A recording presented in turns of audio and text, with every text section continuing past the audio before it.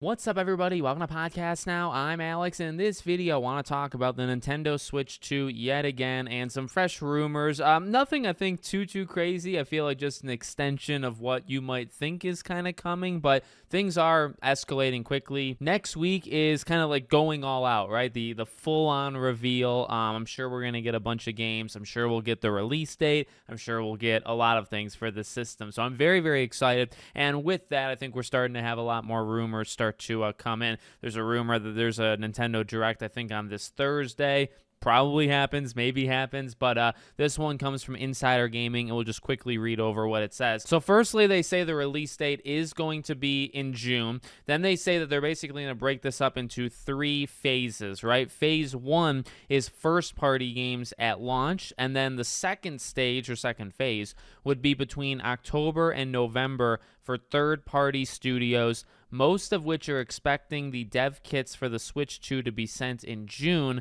Finally, it was said that the third phase for games will be in the holiday period. And they also say that they've learned that select media and creators will be attending Nintendo Switch 2 hands-on next week, where they'll get hands-on with the console and some of its launch games for a few hours. Again, that's not all that shocking. April 2nd, right, is that full-on reveal. I'm sure we'll see whatever games the creators, it happens all the time, right? Whatever games are pretty much the focus, or maybe even some under-the-radar games that are at that Nintendo Direct or the really big reveal party, let's say, would be the ones that these people, were able to get their hands on. So that definitely sounds accurate, whether it's just, logical thinking, or it's possible they were like tipped off from some. That's generally how they get a lot of their info, right? Somebody's going to this thing and they kind of, tipped off Insider Gaming and said, hey, we're going and this is what's going to kind of be there. As for the phase thing, I did see a little bit of pushback on this on social media. So when they talk about those third-party things, it seems like third-party developers already have the dev kits. So that part that they say, a lot of them are waiting on the dev kits and they'll get them in June, feels like maybe they said it wrong, or maybe they meant something different and they meant like smaller ones. That's kind of like the speculation.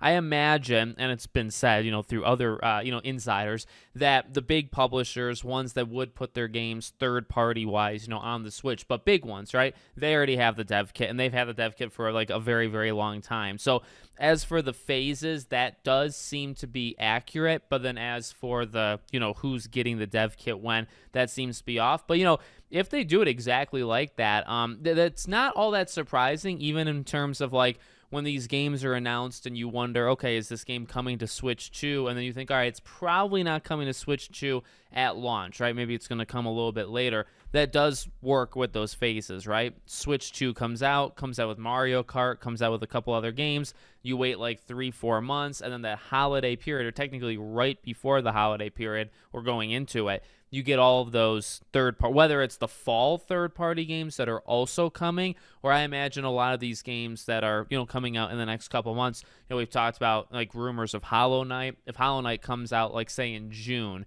I imagine Switch 2 sometime in the fall. Metal Gear Solid Delta, right, in August. I imagine that comes to the Switch 2 in October, November. So that stuff does definitely, make sense. And I think that's a solid strategy, 3 kind of phase. You get the heavy hitters, the ones that are going to sell millions of copies, right, the Mario Karts of the world. Then you'll get all the games not too far away or far removed from when they just come out, and then you get phase 3. Hopefully, I mean, like the main thing I think the Switch 2, by the way, has to do, at least with third party, is just get those things out day and date, right? The system is still, in terms of power, going to lag behind what we have, like PS5, Series X and stuff, but it's powerful enough. And still, I think for Nintendo, I think it would be best of them, right, to try to get those contracts in to get these games day one, not 6 months later, not a year later. But you know what? The Switch 1 did extremely well. Who am I to say anything? I have the Switch, freaking love the thing, as does, I think,